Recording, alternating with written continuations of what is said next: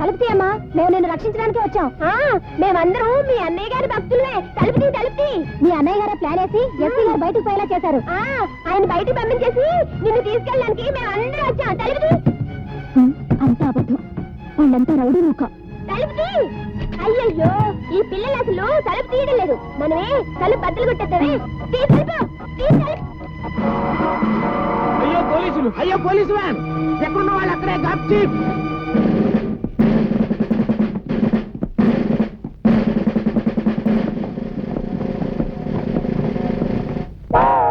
ఎవడ్రా నువ్వు?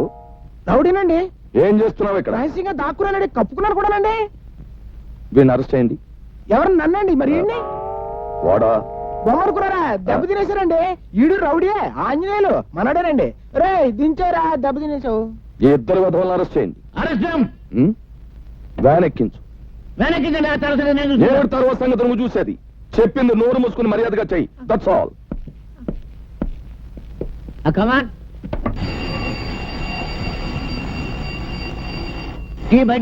బడిది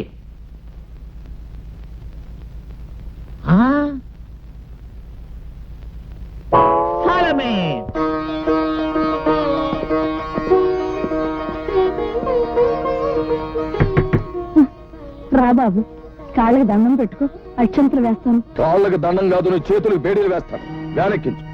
ఆవిడ నా తాలూకు సార్. మీ తాలూకా అయితే నువ్వు కూడా వ్యాన్ ఎక్కు. కమాన్.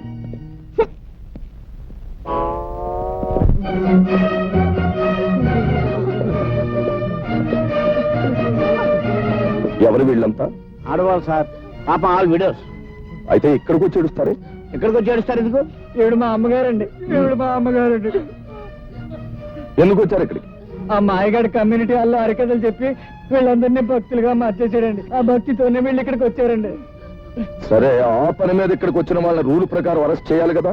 Do it. మా అమ్మల్ని మా చేతులతో అరెస్ట్ చేయడం అంటే మాకు చేతులు రావడం లేదండి. చేతులు రాకపోతే ఏదైనా పుచ్చుకుని వదిలేయండి. Shut up. కన్న తల్లి దగ్గర లంచం. చూడు సత్యబాబు, నువ్వు అటు వెళ్ళు, నువ్వు ఇటు రావాయి. ఇప్పుడు సరిగ్గా చూడండి, మీ ఎదురుగా ఉన్నది మీ తల్లులు కాదు కదా? కాదండి. మరి ఏమిటి అరెస్ట్ చేయడానికి అభ్యంతరం? ఏమీ లేదండి. Do it. మీరు కూడా అందరూ పొజిషన్లో మారండి.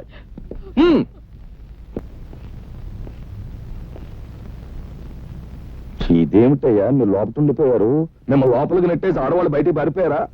మా తల్లుల్ని జైల్లో పెట్టి మేము బయట డ్యూటీలు చేయలేకపోతున్నాం సార్.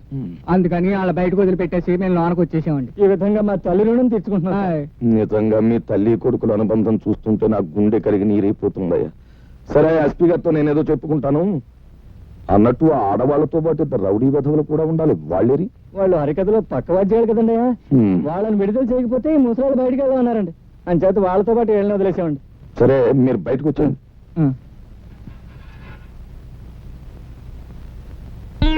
కాదు, తెలుసు చెయ్యి. నువ్వు ఉండిపోయా వీళ్ళతో పాటు లోపల? నేను కూడా ఒక దారుణం త్యాగం చేశాను సార్. నువ్వా? వాళ్ళకంటే తల్లులు బ్రతికున్నారు గనక కొడుకులుగా ఏదో త్యాగం చేశారు అంటే నమ్ముతాను. నీకెవరన్నారు? నువ్వు లంచాలు గిలుతున్నావని తెలిసి మీ అమ్మ ఎప్పుడో ఊరేసుకు చచ్చిపోయింది కదా? కాదు సార్, కిరసాలు పోసుకుంది సార్. సరే, ఏదో ఒకటి. నువ్వు చేసిన త్యాగం ఏమిటో చెప్పు. తులసమ్మ మా ఇంట్లో అద్దుకుంది కదా సార్, ఆవిడ అరెస్ట్ చేశాం కదా సార్.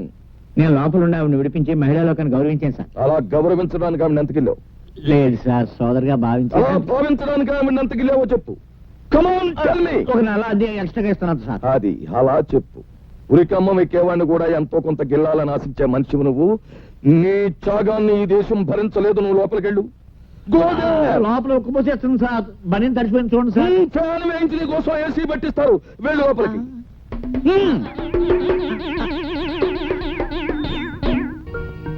చూసావా, అసలు సిసలైన రిజర్వ్ బ్యాంక్ ఆఫ్ ఇండియా 100 రూపాయల నోట్లు చూసావా? వెనకటికి ఎవరో రూపాయి నోట్లతో పొయ్యి వెలిగించుకుని కాఫీ కాచుకు తాగారట. ఆ తర్వాత నేనే 100 రూపాయల నోట్లతో బీడీ వెలిగించుకున్న మగాణ్ణి. అన్నయ్య, వాడు ఎవరమ్మతను నీకు తెలుసా? వాడు ఎస్పీ గారి మేనల్లుడు అన్నయ్య. ఉత్త వెధవ. వాడిని చూసి ఎస్పీ గారు భయపడేవారు. వీడు దబాయించి ఆయన చేత పన్ను చేయించుకోవడం కూడా నేను చూశాను. బ్లాక్మెయిల్ చేయటం. ఒక్క నిమిషం నన్ను ఎస్పీ గారు మాట్లాడతారా? ఈ ప్రపంచంలో నాకు చేదొచ్చిన విద్య ఒక్కటే. అది కూడా చేయొద్దంటావేంటి? మర్యాదగా మాట్లాడు.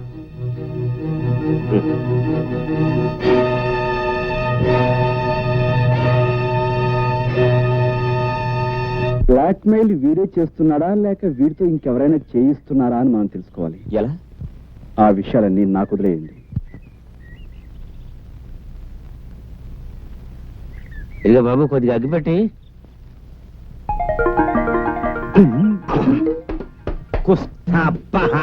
ఇదేంటి, మన ఇద్దరికి అసలు నోటికి దొంగ నోటికి ఉన్న దగ్గర పోలికలు ఉన్నాయండి. ఎవరు నువ్వు? నేను 101 జిల్లాలకి ఎదవనే. ఎదవననిపించుకోవటంలో కూడా పోటీయే. నీ ఎదవతనానికి నా జోహార్లన్నా. నాకు జోహార్లు అర్పించేవాడు నువ్వు అక్కడ కనపడ్డావు ప్రపంచంలో. నీ గొప్పతనం నీకు తెలీదు. నువ్వు హోటల్లో 100 రూపాయల నోటు వెలిగించి బీడీ కాల్చుకున్నప్పుడే తెలిసింది నువ్వు ఎంత గొప్ప ఎదవ్వో. ఆ సప్లైర్ గాడికి నా లెవెల్ చూపించడానికి వెలిగించానన్నా. కానీ క్లబ్కి వెళ్ళాక ఆ 100 వెలిగించినందుకు 100 టన్నులు తినాలి మా ఆవిడతో. క్లబ్బా? ఏ క్లబ్బు? Jackal club. నీ లెవెల్కే అన్నా నువ్వు క్లబ్ లోపలికి వెళ్తావు. నన్ను హోటల్ గేట్ దగ్గరే గెంటేస్తున్నారు. ఆ క్లబ్ మా ఆవిడదే అన్నా. అంటే మీ ఆవిడ క్లబ్ ప్రొపరైటరా? క్లబ్ ప్రొపరైటర్ వేరే ఉన్నాడు, కానీ మా ఆవిడ ఆడితో మిక్సింగ్ అయిపోయింది. మిక్సింగ్ అంటే అదే, ఇంక నాన్నోడితో చెప్పించుకో. దీని అబ్బా, దానికి నేను మొగుండన్న గౌరవం ఏమాత్రం లేదు. రాత్రి క్లబ్ మూసేశాక కస్టమర్స్ అంతా వదిలేసిన ఫుడ్ని తినమని ఆర్డర్ వేసింది. దాన్ని బట్టి అర్థం చేసుకో ఎంత పెద్ద సైజు ఏతవనం. అంటే క్లబ్ మూసేశాక ఎంగిలి కూడు తినటానికి నువ్వు అక్కడికి వెళ్తావు అన్నమాట.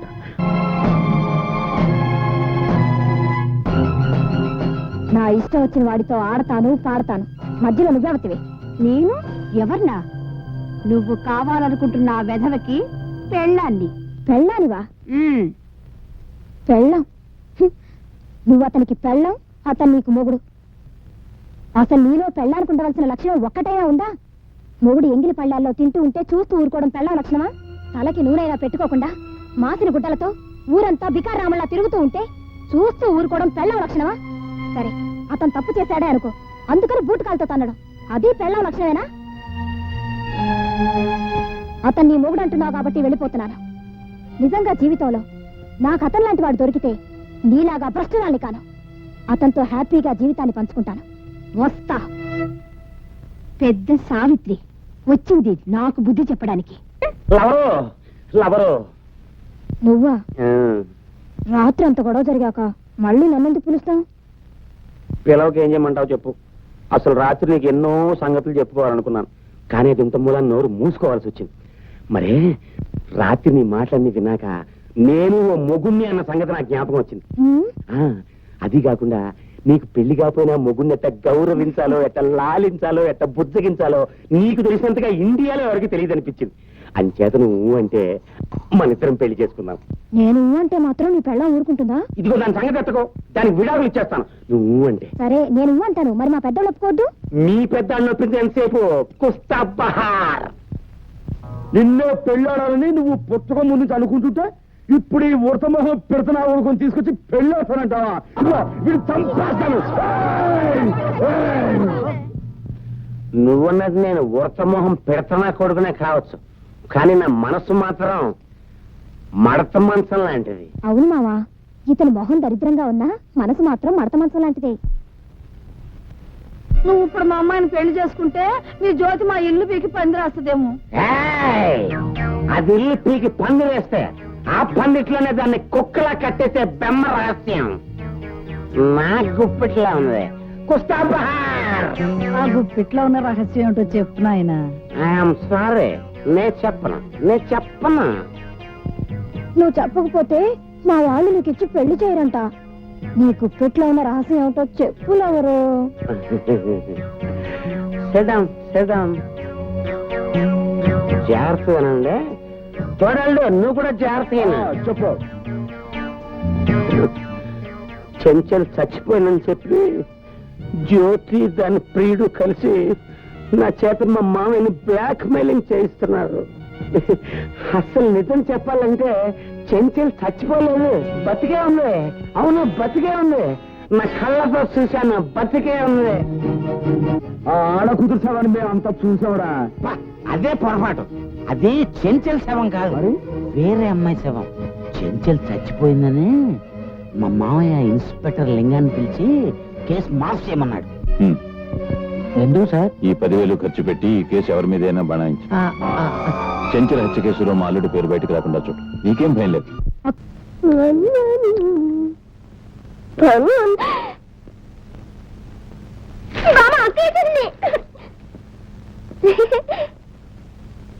బామ్మ మందేసుకున్నావా? వంట అయిందా? లడ్లు తిన్నావా?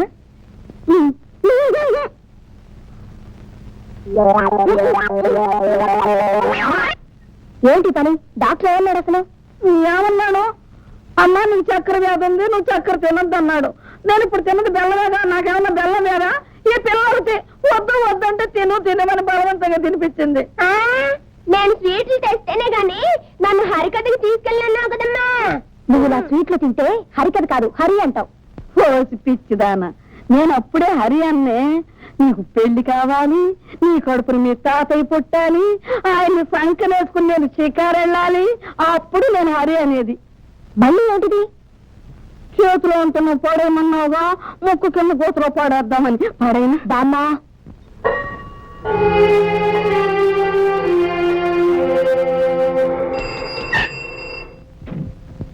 బాయ్. Good night.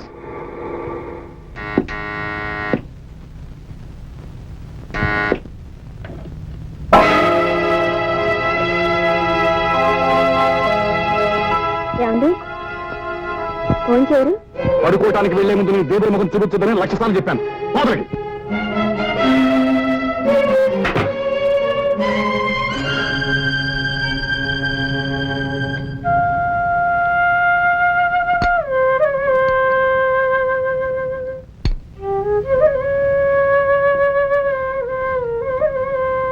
తింటున్నావా? తిను. మొగుడు ఎప్పుడు వద్దంటాడా? అప్పుడు పళ్ళెముడు లాగేద్దామని చూస్తే ఇలాంటి దొంగ పతివ్రతల్ని చాలా మందిని చూశాను. తినవే, బాగా తినవే, దొంగ ముండ.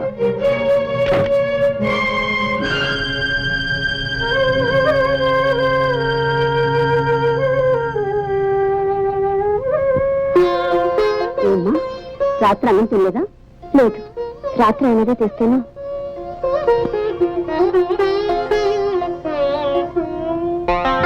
పట్టు పట్టు చెయ్యబట్టు చిన్నదాని చెంగేబట్టు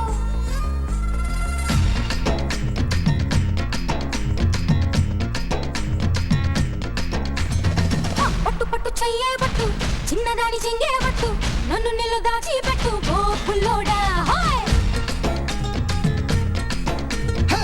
కట్టు కట్టు చీరే కట్టు, ఒంటె చూపు దూరేటట్టు, నోరు కాస్త ఊరేటట్టు ఓ బుల్లమ్మ.